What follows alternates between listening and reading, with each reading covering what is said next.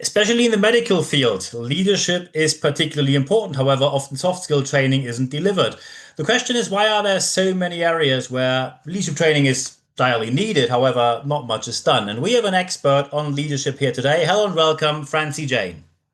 Hello, Niels. Thank you. Thank you for having me. I'm so happy to be here. Thank you very much for taking the time. So, first, very impressive CV. I saw that you didn't only work in real world practice. I saw MBA from Chicago Booth and another degree from Princeton. So, you Yeah. know what you're talking about. So, what is the reason, in your opinion? Let's say Yeah. people know that leadership is important. Probably every single doctor in a hospital will tell you leadership is important. At the same time, when we see how many measures are implemented, how many trainings are provided, you see a rather limited number of leadership training or soft skill training in general provided to these kind of leaders. And the same applies to people in the STEM field, so science, technology, engineering, mathematics. What is the reason for that, in your opinion? Yeah. Great question. I think because in the past, leadership and HR has been seen as kind of there's no, almost like a non-science, right? It's non-mathematical, it's non-scientific, but it turns out there's plenty of data around the benefits of good communication, the benefits of good leadership, the benefits of professional development. There's science and data around measurement around that. But in the past, I don't think it really was. I think if you think about the history of HR, it was like personnel, right? It was just people who kind of shuffled paperwork and got people Hmm. onboarded. Yeah. And now there's much more of a sense of understanding that if people are your number one line item, how do you get the greatest return on their potential? How can they help move your company forward? And if you can get a few 100% ROI on human capital, that will probably be the biggest driver of your organization, whether it's a business or a hospital, because they're measuring different things, certainly. Hospitals are measuring metrics like error rate or patient experience, burnout rate, things like that, voluntary turnover rate. But businesses are more probably measuring dollars and cents, but also retention, and so I just think I think that we're this period where there haven't been a lot of scientifically or mathematically minded people in the space of HR Hmm. or HR services. And so that's sort of coming to the fore right now. The other thing I would just add is that within that, there's this whole area of like management training that goes on. And even within that is personality assessment. And until you kind of understand how you think and how you see the world, I just don't think you can be a leader or be a good communicator. And Hmm. I didn't have a personal assessment until I was about 30, actually at Chicago. And it like blew my mind because it told me things about myself that I guess I knew, but I didn't really understand myself in the context of others. And that Hmm. was really, really valuable. And that's what is missing from all the STEM areas. Excellent. So let's say I'm running a hospital. I'm the CEO, and probably you heard the phrase I'm not going to tell you when someone says, "Look, we're really interested in leadership training. However, we just don't have the budget." Everyone tells us we have to save money here and cut costs there. And now you're coming along and telling me to spend money. I don't have that money. How to counter that argument that most likely many managers in hospital also came along when they suggested that they need soft skill training? Yeah, well, two things. I mean, one is what is the hospital's voluntary employee turnover rate?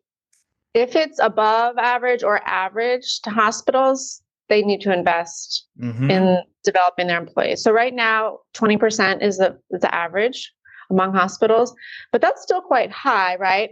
And is there any organization that just likes to be average? What happens to your organization if you have below average turnover? So Hmm. A, but the other thing B is that there's also, this is why everyone doesn't understand development as a science, right? Because how many times has someone said, we need to invest in this research and development. We need to invest Yeah. in this technology. It's the same thing. And if you actually put those investments head to head with human capital will win every time Mm. because the return on investment is so high that, and it's also not even just high empirically, it's high compared to the peers who don't invest in human capital.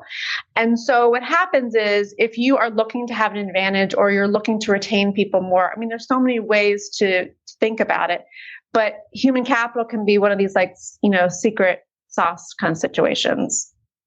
Very good. So when now people say, okay, look, I might be a high-ranked executive in a hospital, and then I say, maybe I'm convinced of spending money on that. Of course, every single one of them is scared about one thing. What happens if someone says I spent the money and there is no trackable ROI? So how do Totally. I track the return on invest, especially on learning and development in a soft skill field where I do not just can measure a number and then say, okay, look, this is what we invested in seminars, trainings, coachings, and that is the ROI in dollars. So how can I have a Yeah. trackable, a proper Yeah. tracking of ROI in L&D learning and development? Yeah. Yeah. God, I love your questions. It's so up my alley. So the thing that I really like to do that I recommend is almost to test it out in a group that's representative of other groups. So for instance, in a hospital, you might say, let's test out some group coaching in the orthopedics group. Mm-hmm. We're going to, do a survey before, do a survey after. We do a survey with also other groups that didn't receive the coaching. And the survey might touch on things like psychological safety, engagement with the organization, a willingness to stay. There are all sorts of things you can ask people and then see if there's a change after the coaching. And the other thing is you can also look at metrics, right? That's one of the cool things about hospitals is they're so far advanced of many Mm-hmm. organizations in following and tracking metrics. And so metrics do change. Like one of the things that's really interesting is that there is a strong relationship between employee experience in hospitals and patient experience in hospitals.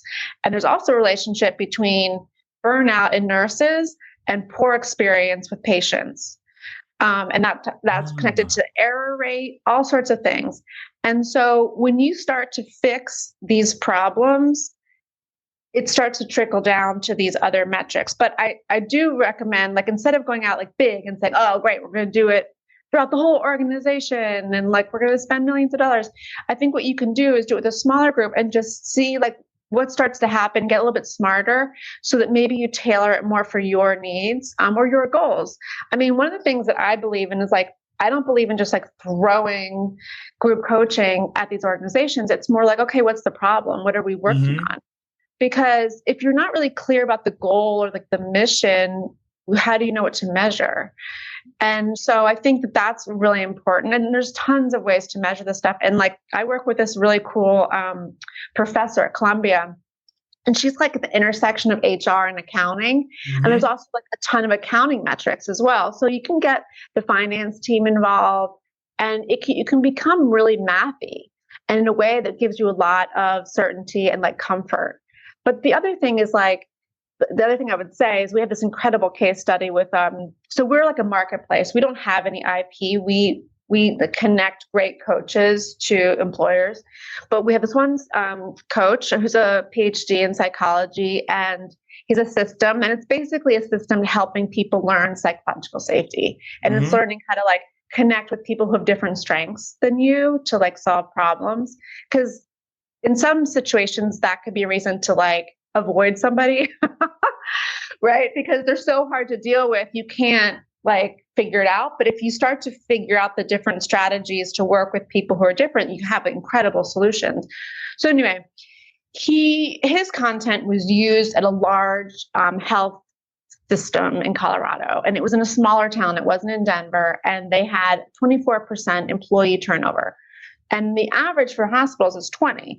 So they were like, okay, we've got a problem because we're above average turnover. Yeah. We're in a smaller town. People aren't moving here. And on top of it, there's like plugging the gap, plugging the hole with traveling nurses, which is, everyone may know this on the call, but basically they're nurses who come for like 3 or 4 months, and you pay them 1.5 or 2 times the going rate, the full-time rate for nurses. Okay. So it's kind of like this terrible spiral because you have high turnover. You're plugging And the then you hole. have higher costs for the Yeah, payment right. for paying them 1.5 or And 2 times as and much. it, and then it like screws up the morale because Yeah. every 4 months you have a person who doesn't know what they're doing, and so everyone's trying to teach that person how to like do stuff. And so anyway, so his like content group coaching was used throughout the organization. It was opt-in. The CEO got involved. Everyone, it was provided to everyone, anyone who wanted to come. No, it was not mandatory. That I think without, by the way, is really key. The not mandatory part, because humans like to decide for themselves. And what happened was every year the employee turnover rate went down 1 or 2%. And so then by after year 9, it was at 4% employee turnover, Wow. which is crazy, right? And then they're winning awards. They're winning like best place to work, winning all these hospital awards. And then what was crazy is from the CEO told Dr. Thomas, my coach, that the difference in money between 24% employee turnover and 4% employee turnover was $32 million a year. Wow.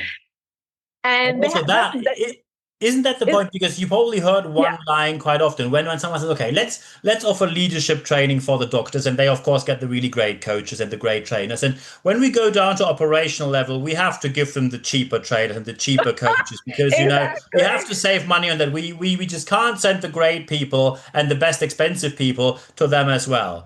That is then a straightforward, scientifically proven misperception and a wrong decision by definition. Oh my God, I'm like crying. Yeah, 100%.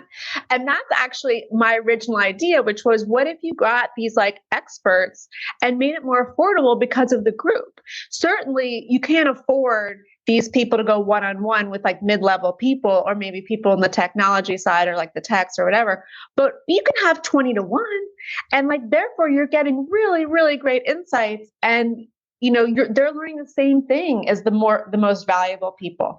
And another thing I would say, which is funny too, is that everyone needs to learn the psychological safety. Just because you are very good at one thing, and maybe you're a doctor and you're a cardiologist, whatever, you had like a million years of training, it doesn't mean that you're great at communicating with people. Oh, And yes. Yeah. and it's kind of like that joke about sense of humor. Like everyone thinks they've got a sense of humor, and like everyone thinks they're good communicators. But the thing is, we can always be better. And I think to see that as like a growth mindset thing, the idea is like let's keep it open to everyone, so everyone has the ability to get better. And here's the thing, like they may not have been presented with this in the past. Like this may just be foreign. And so great, like let's bring this to people who never had it. And things start to really change and shift. We had in-person training. It wasn't training, it was like I never know what to call it. It's like group coaching, but it's training, with discussion, with reflection, in Boston with a hospital group. And after these few hours, things really started to shift. And like doctors are saying things like, I know I don't mean to snap at people, but like, how can I slow down, or how can I change my tone? And it's that kind of thing. There's no blame being assigned, and no one's wrong and no one's right. But it's like, what's the North Star of your organization? And especially at a hospital, the North Star is, getting all those metrics as good as possible, reducing the error rate, increasing, the patient experience, all these different things. And so that's the North Star. And if like we're all focused on that as a North Star, as opposed to protecting my ego as the North Star, hospitals will be great. And that's kind of, I think the point is like, we all need to like shift our minds a little bit to remember like what we're doing here. And like, I think that's why these trainings or coachings can be really valuable. Excellent. Two more questions. So one of them is, and that's a really serious issue here, even more in the US, because we all know that in hospitals, there's a high risk of people burning out. Burnout already in Europe is a massive issue because of so first, of course, people call in sick for a long time, then it takes quite a while to get them back on track. And also, of course, especially as leadership misconduct can be connected to burnout, we know that in the US, there's not only a reputational, but also a straightforward legal challenge that can be connected with it that can cost you millions of dollars. But of course, let's focus on the humans. How can soft skill education make the situation better to reduce the burnout rate? Because we know that most hospitals focus on going on the lowest staff level possible, going on the lowest cost possible, and at the same point, hoping that no one burns out, which is, of course, a very thin line to walk. So how can soft skill education somehow make the situation better that people don't burn out? Yeah. So it's actually really interesting because employee turnover and burnout are just two sides of the same coin. In America, the employment contracts just aren't as long as in Europe. So instead of people burning out in the US, they're more likely to quit. And if you're, but like for instance, I'm just doing a project right now in libraries. Libraries are more like the European model where people don't really quit, but they burn out. Yeah. And it's really the same thing. And it's that there's a lack. I mean,